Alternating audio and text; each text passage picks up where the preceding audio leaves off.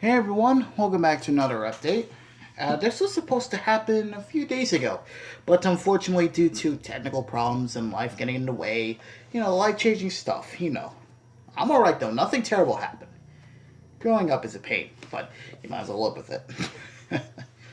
But, yeah, we're doing another update. Very excited for this one. Well, that said, let's just get it over with. So, we're going to start off with the VHSs, as I always do, usually. I'm not sure. Anyway, first one we got Airplane, released in 1980, well known comedy from Paramount. Please excuse the background noise. Stuff has been going on here in the family. I've been wanting to see Airplane for quite a bit. I always like reading about these movies on Wikipedia just to pass the time, and it's another well known comedy from Paramount. So, this VHS was from 1990, although, well, the label says it's from 1990, as you may see. Though the tape is from 1992. In fact, the week and year code on the top says the 32nd week of 1992. Though the tape master, I believe, it's released in 1990. I'm probably wrong. The other Paramount movie I got, Ferris Bueller's Day Off, starring Matthew Broderick. I've been wanting to see this movie too. It's considered a classic under the Paramount library. This VHS I got is from, I believe, around the same time, 1992? Yeah. This VHS was also from 1992, although mine inside is a later print from 1997.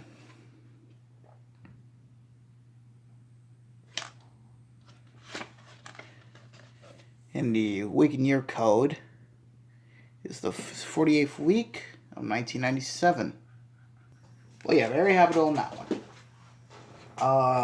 Next one is from Universal, one I've been wanting to get. Back to the Future. This is one of the most, probably I believe, let's see, this and Romancing the Stone are the two movies that kind of brought Robert Zemeckis on the map. And of course, this is also produced by Amblin Entertainment and of course, Steven Spielberg. This initially came out on VHS back in 1986, though the version I have here is from 1994. There's another version that was released on VHS where it came with this. I believe it came out in the late 90s to early 2000s. There was a 3-tape set where it contained the other sequels. I don't know if I'm ever going to get those, but hey, I'll find out soon. And the tape I have here doesn't have any previews. Literally nothing. It just contains the movie. So for you guys who hate watching previews, having to wait to fast forward, there you go. And like I said, this is from 1994, 29th week of 1994. But wanted to watch Back to the Future, and here we go. And the last tape I have is from Disney. Well, sort of. It's under another company. The Muppet Christmas Carol. This movie came out back in 1992.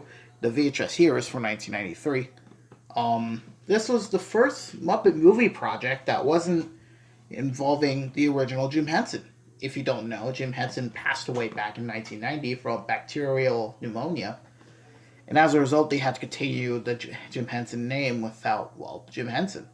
And Steve Whitmire became the voice and role of Kermit, of course, up until recently with the replacement of Matt Vogel. But this was directed by one of his kids, I believe Brian Henson. Yes, Brian Henson. And I always wanted to see this one too. I also wanted to get this VHS for a while. One from, of course, Jim Henson Video. This is also one of the most notable projects by the time. Let's see, around a few years concluding of Jim Henson's life, he decided to, mix with the Walt Disney Company or collab with them on a couple of projects. TV specials, theme park attractions, a potential Muppet movie, and I guess this is where it came out.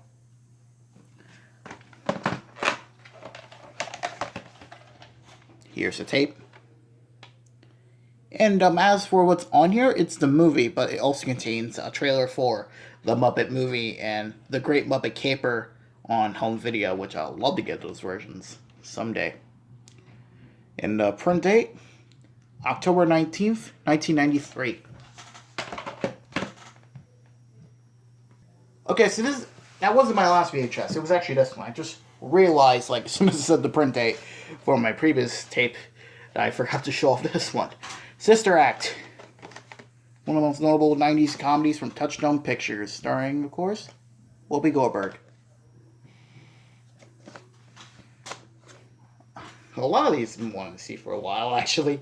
In fact, this whole collection is of movies I wanted to see.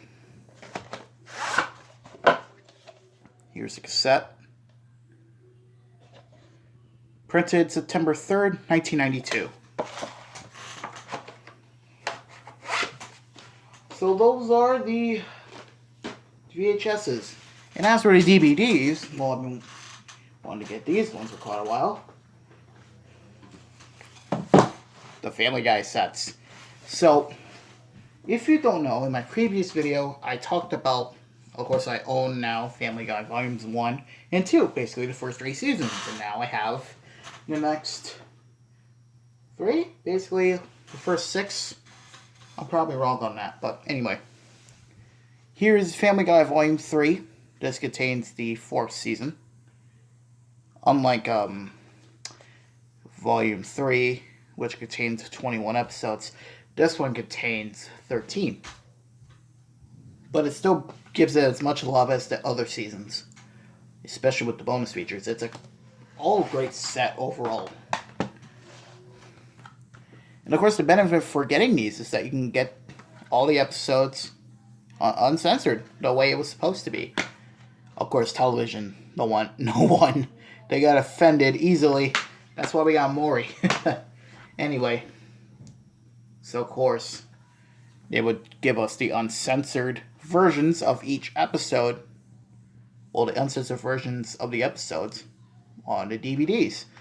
And like I said in the previous video, if I didn't, then if so, this is one of the reasons why Family Guy went back on the air, because the DVD sales did great. Then, of course, the re-airings on Adult Swim, which unfortunately they don't do anymore, which is a big shame. As you may see, the third disc contains basically all the bonus features. So all of them contains a couple of audio commentaries with the cast and crew. Overall, still a great set. If I can put it back in, Jesus. Next up, Volume 4. This is probably my personal favorite of the sets. Most notably, the audio commentaries. There's an audio commentary for every episode on here. That alone is kind of worth it for me. Basically, this one contains Season 5.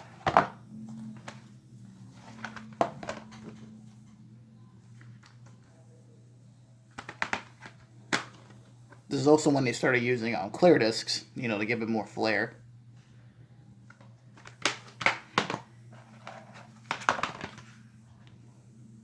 Here's disc 2.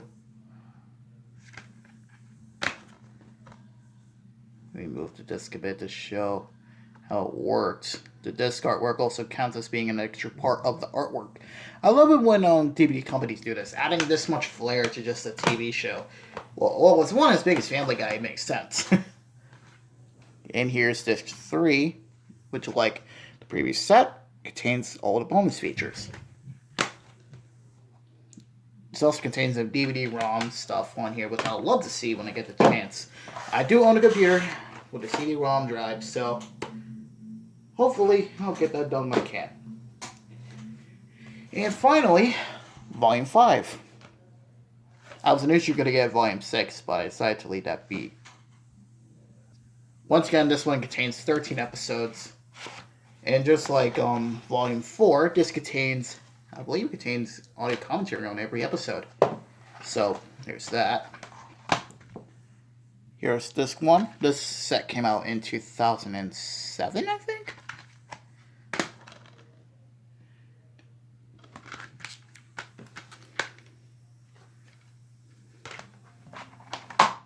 Here's disc 2.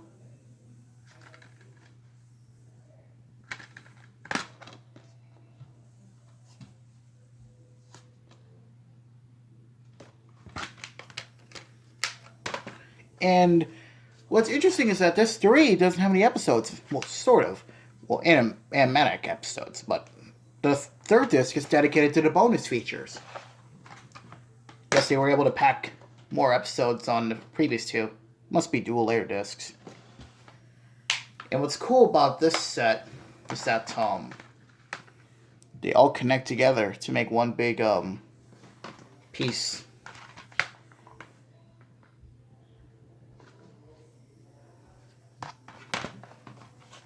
Overall, like I said, it's a great set. Actually, by the time let's see, Volume 7 came around, when they were doing smaller packages, flopper cases, they re-released the previous 6 volumes and put them in smaller packages. Overall, I do like the fact they did that. Saves more room for your shelf.